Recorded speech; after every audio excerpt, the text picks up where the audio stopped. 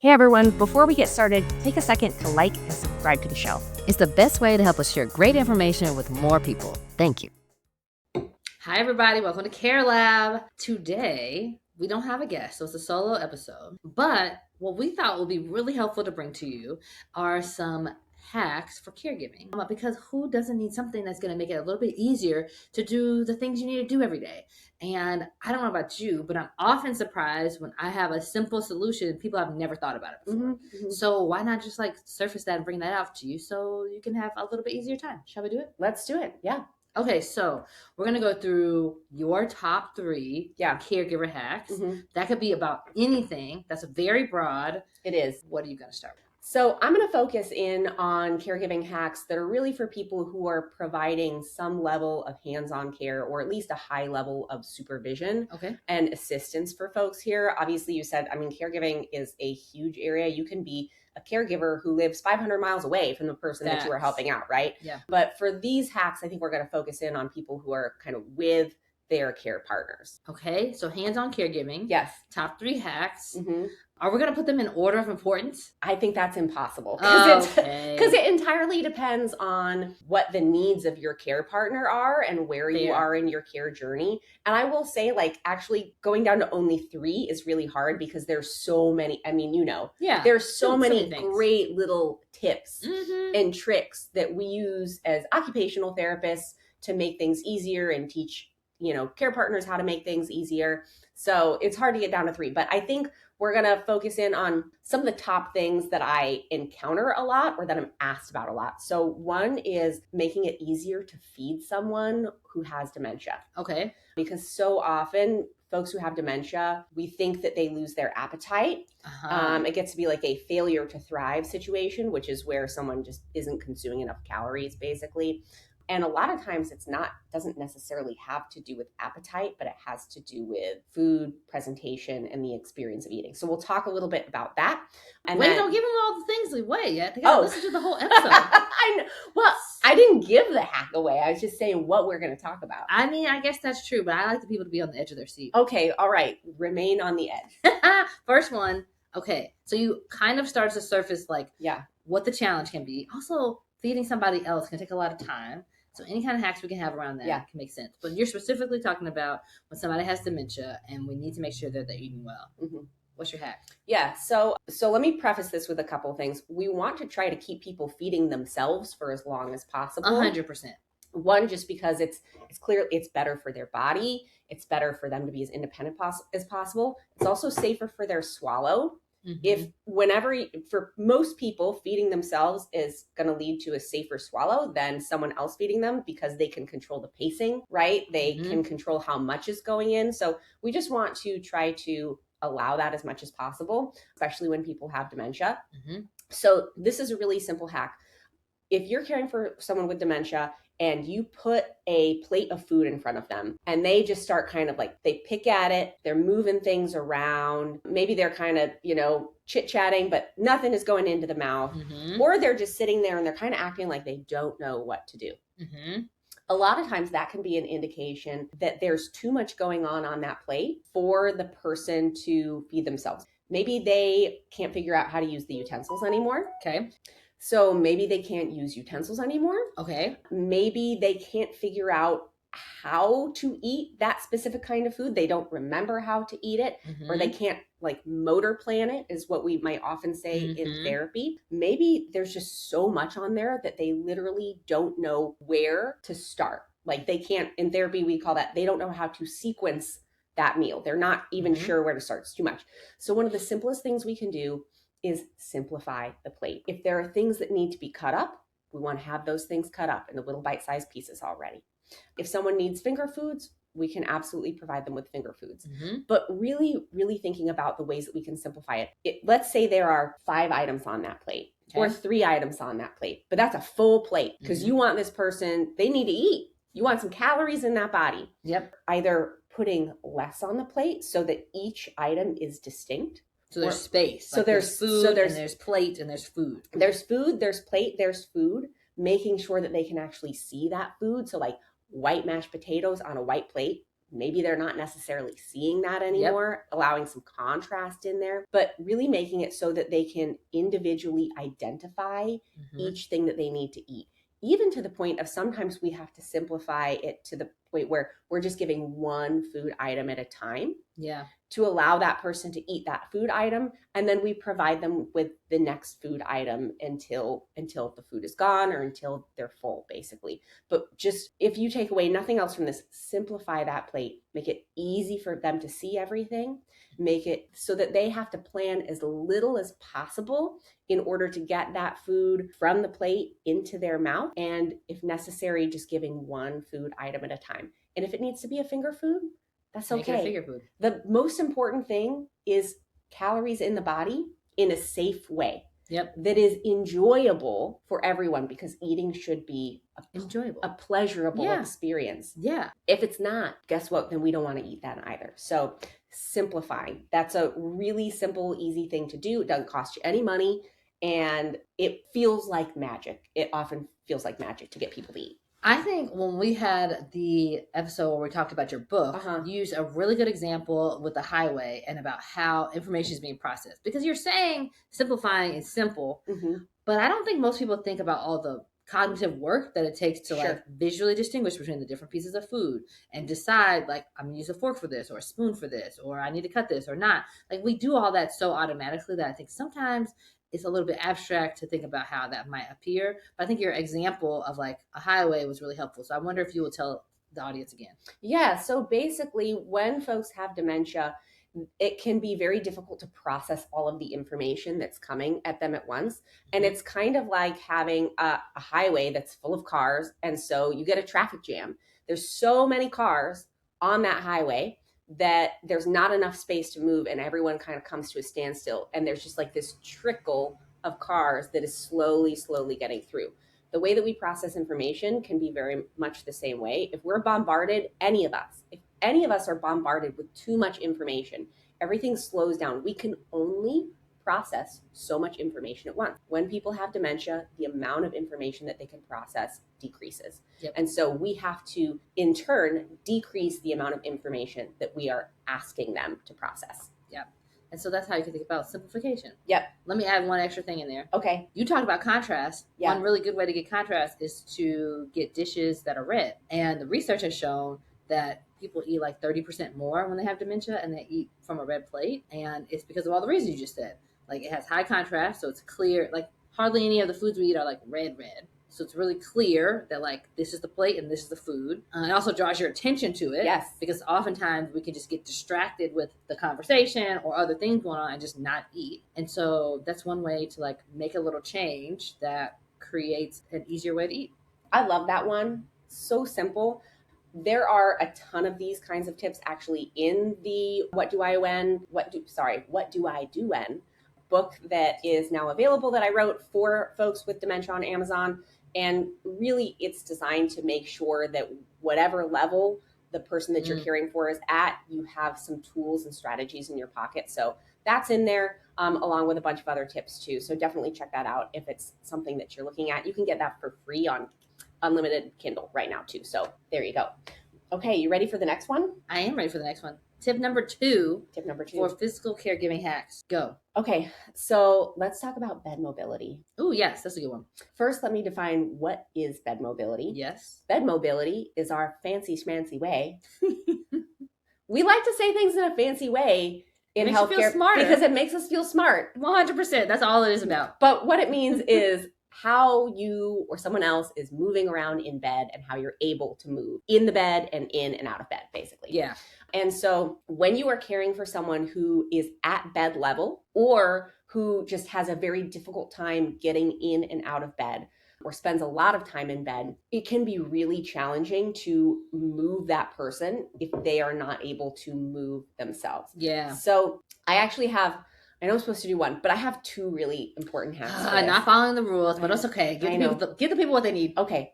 So first, if you are trying to get someone to roll in a certain direction, in order to move in that direction, we need to look in that direction and we need to reach in that direction. Yep. So if someone is looking behind them, if they are reaching behind them, they are not going to go And roll this way. And roll they're not going to roll forwards if they're reaching behind, right?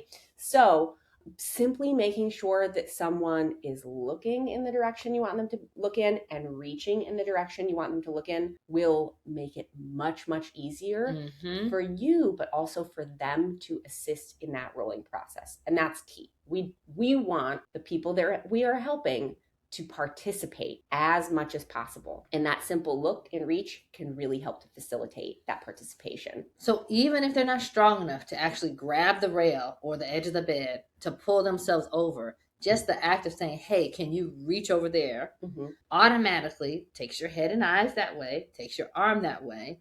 Likely they'll hold on to the bed rail or something like that. And then it makes all the rest of the rolling a ton easier. A ton easier because the body is already moving in that direction. You've already got like kind of that momentum going where you need it to go. Yep. And again, even if they're barely helping, it counts. It counts. All the little things count. They're all repetition. Yep. They all build up to being able to do it for yourself at some point, maybe. Even if it's just a matter of like, this is how it makes the process simpler. Yep. I mean, I compare stuff to kids a lot, but I think we understand it more because we're around kids. It's true. And it's like, if you're dressing a 2-year-old, it's helpful if they put their arms up so you can put your shirt on. They didn't put the shirt on. You still did it for them. But just like being engaged in the activity helps make it easier for you to do the activity too. And allows that person to have a sense of contribution. 100%. And maintain dignity. And because when we just have stuff done to us all day, like that doesn't feel very good. But when we can assist in that process and work with and not just, have things be done to, it makes a difference in how we feel about ourselves and our motivation and all those things. So that's one. Okay, one. There's one. One plus. One plus. The other thing, if you have someone who is really pretty dependent in bed, they need a lot of assistance to scoot up, to scoot down, to roll, to do all of the things. Maybe they're totally bedbound. One of the most important things that you need to be aware of is something that we call a draw sheet. Yes. Or Chuck. Yeah. Yes. I love particularly if someone is not in a hospital bed, because not everyone has a hospital bed, even if they need it, right? Fair. I love a sheet. So a draw sheet doesn't have to be a special sheet. It's just a sheet. You're going to fold it in half. You can fold it like a taco, or you can fold it like a hamburger, right? So you can make it fatter, or you can make it long and skinny. I had to think very hard about like, what does that mean? Okay, but fold it. You fold it. You roll the person to get it underneath them. And then you can use that draw sheet to move them up in bed, to move them side to side in bed. You can actually use it to roll them in order to provide care, like for hygiene after toileting, for bed baths, for all kinds of things. It makes it so much easier for you as the care partner providing the care. And it actually makes it a lot safer for the person who is receiving the care as well, because it reduces friction on them. It can make it more comfortable to be rolled because they're not having hands pressed so hard into them. So pain is an issue. It can be really, really helpful.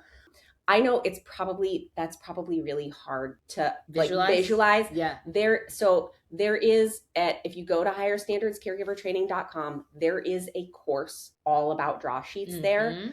If you put in the code CareLab, you can take that course for free. Just if you're a listener and we're talking about this stuff, we want to take good care of you. So if you use the code CareLab, you can take that course for free. I will link that course along with the coupon code CareLab to take it for free down in the show notes. So you can go and check that out. And you can see really a full demonstration of what is a draw sheet, how can I use it, how does it work? Because words aren't usually enough for something like that. I agree. And my bonus to your bonus is that while you don't have to buy anything, and you can just use a sheet, like an extra sheet that you have, if you do get a chuck or an incontinence pad, essentially, this is like a fabric. It's a piece of fabric that's long enough to do exactly what you're saying. And you can use it to help move somebody up and down in the bed, but it also absorbs liquid. So it's going to go under your hips and your bottom anyway. Yeah. So it's great to be able to use that as both the draw sheet and in case there's an accident, because then you can just pull that out, wash it, put a new one in, and oftentimes the bed is not fully soiled. Yeah. And they're really, if you get a reusable one, you see these in the hospital all the time. They're plastic and they have a little padding on them, kind of like an open brief. But if you get the reusable ones, they're cloth. and they're strong enough to use as a draw sheet too. Yep. And you can wash them so you're not constantly like throwing things away or spending money on stuff. Yep. And sometimes you can also use both of these things together. You can use a chuck and a draw sheet together, especially depending on the size of your person, you know, to make sure that you're getting all of those needs met. So yes, that's great. Yeah. Okay. Okay, good. Okay, we did 2 things ish. And sorry. I'm just playing. Okay, what is hack number 3? Okay, hack number 3, we're going to talk about transfers. Okay. So let's say you've got someone, you can get them up to the edge of the bed. You can get them into the wheelchair, whatever it is, but they need help getting from one surface to another. That's the definition of transfer. Another one of our fancy words. Yes, another one of our fancy words. We're getting from one surface to another. A lot of different ways to do that. Sure. It can be really challenging to transfer someone or to assist with a transfer if that person can't come to a full stand, right? Then you're doing a lot more of the lifting. It's a lot more physically strenuous. And then we're also contending a lot more with, like, let's say the care partner who needs care is a larger person and the care partner who's providing care is a smaller person. Yeah. Right? Like, I'm not that big, but I'm an OT and I've taken care of a lot of people, most of whom are bigger than me. Yes. I have moved many people that are twice as big as me. Yeah. And I'll come in the room and they'll say, oh, honey, you can't move me. I'm like, just kidding. Yes, I can. Let's do this. Yeah, exactly. And so I'm going to do 2 again on this. Oh my gosh. Okay. Cause they're both really, so one is like, you don't have to spend any money on this. This is just a way of thinking about it. Okay. Reduce the distance that you have to move as much as possible. Which sounds like such a simple thing, but so often people do not do it. You're like sitting in the chair here and the wheelchair is over there like 3 steps away. I would say the wheelchair could be 0 steps away. It could be literally right here. Yeah. I would say like 99% of the time people don't, even in healthcare, people do not actually follow this rule. Yeah. So reduce the distance. Literally, you can often set up a chair so there's basically no distance between the surface that person is on and the chair itself, whether that's a wheelchair, whether that's a bedside commode, like whatever it is, reduce that distance as much as you can to nothing. Because guess what? If you have less distance to move, then you're doing less lifting. And where's that person going to fall? They can't fall nowhere. They're either on the seat you're at or they're in the chair. Yeah. Yes. So this solves a lot of problems, actually, just reducing that distance. Let me tell you what doesn't solve it. Huh? Well, I see people do all the time. What? Put it in front of them. Oh. I'm sitting here and the place I'm trying to go is here. That feels close because maybe your knees are hitting the wheelchair. Or you could grab it. And you can grab the armrest. However, you have to be a ballerina and spin all the way around. Yeah. And do a full 180. That's right. To get there. And that's a lot of steps in a small space. It's a lot of steps, especially if you have a mobility problem, which if you are using that chair, you have a mobility have a mobility problem. So reducing that distance. So we're just going boop. Instead of going all the way around makes a huge difference for ease and safety for both care partners. Yeah. The other thing that you can do too, let's say I'm here and my wheelchair is over here. Why don't I just scoot there? Yeah, why do I need to stand up at all? I don't, maybe I don't have to. So like, here's my chair and here's me. And that's maybe a 90-degree turn that I've got to make. Yep. But if I scooch my hips a little bit like this, or if I use a draw sheet to help scoot my care partners. Yes, you can do it while you're sitting up, not just when you're laying down. Exactly. Then I have reduced that distance that I have to travel even more. So now instead of going 90 degrees, maybe I'm only going 45. Yeah. Maybe I'm only going 30, depending on the situation that you're in. So think about it, thinking about all the ways that you can reduce that distance. That's probably one of the most important principles of safe transfers, period, no matter who you are. The other thing that I want to share, though, this is a piece of equipment. And I will say, so this is a sliding board. Sometimes they're also called transfer boards. Mm-hmm. They are not for everyone. That's true. This is not a universal hack. The same way that just decreasing the distances, that's basically a universal hack. Yeah, don't you think? Yeah, for everybody's there's no time I would be like, actually, let's make that further away. Yeah, let's do that. Yeah, unless it's like therapeutic and I'm like working on exercise. That's different. Exactly. But for making a transfer, we want it closer. Yes, exactly. So this is not for everybody, but it can be a very helpful tool to transfer people who maybe aren't fully weight bearing for whatever reason, who are much heavier than their care partner, to help reduce any lifting that has to happen. And basically what this does is it creates a bridge between the surface that you are on to the surface that you are going to, or that the care partner is on and the care partner is going to. And if you're just listening, we're really literally just talking about a piece, like a polished piece of wood so you don't get splinters, but a place that you can make a bridge. Yes. So yes. That doesn't mean that we're not suggesting you go buy your own piece of wood and polish it. Please do not do that. Get a real slide board. They are not expensive. That's true. How expensive is a sliding board? Like, I mean, it's $40? Yeah. The cheapest one would be $40. Yeah. And it doesn't have to be wood. They come in plastic, which is sometimes more helpful because it's lighter, especially if you're doing the slide board yourself. But yeah, there's lots of different kinds. Lots of different kinds, but so two things. If you think you need a sliding board, the best thing to do is to get an evaluation with an occupational therapist or a physical therapist and make sure that's actually the correct piece of equipment for you. And if you're using a sliding board, to get a real sliding board. Don't try to hack that. Yeah. Again, if you want to see like a demonstration of how that's done, there is a course on higherstandardscaregivertraining.com. There's a course for everything there. There is actually a course for pretty much everything on there. And again, if you're a listener to the show, we want to take care of you. If you use the code CareLab, you can access that course for free right now. So you can actually see a full demonstration of how it's used. I talk a lot about when it's a good idea, but also when it's not a good idea to use a sliding board, because they're not universally something that you can use for everyone. But they are a great hack. And I tell you what, I have used sliding boards, I don't know, thousands of times to move people much bigger than me, all by myselfies. All by yourself. All by myselfies. Those are probably two of the most important hacks for moving people all by yourselfies. Yeah. Yeah. So for the slide board, I think if you conceptualize, like if we need to go to a place that we actually can't get it very close to us, is a good time for a slide board. Yeah. So like car transfer, sometimes just based on where the door is opening and your chair, you can't get exactly right next to the car seat. Toilet transfer, sometimes depending, like just if there's like a space we can't bridge by just putting the two things together and it's not safe for us to fully stand up, a slide board can be really helpful. So my bonus to the bonus of the bonus is there's also slide boards that have a sliding part on top of this. Yeah. So in order to use a slide board, you also need to be able to like push and scoot, or somebody needs to pull you. And if that's challenging, they make some, like Glideboard has one from Buckingham Health that you sit on it and that part moves on top of the board so that there's like no friction. Do you have sliding boards on Ask Sammy? 100%. Okay. Yeah. So good to know too. And of course, everything on Ask Sammy, like we've used it, we've tried it. It solves a real problem, and it's easy to assemble if it needs to because we can ship it right to you. You know what? I should put in the course. I should put a link to that piece of equipment on Ask Sammy, so that people can find it more easily. Yeah, that would be helpful. Yeah. Okay. Exactly. All right. Done. I mean, it's not done right now, but if I remember to do it later, I'll remember to do it later. We're trying to put all the things that you need together in one spot, really, to make this a little bit easier. But the bottom line is there are tools available to help. There are tricks to help you, right? And if this feels overwhelming, 1, watch it again.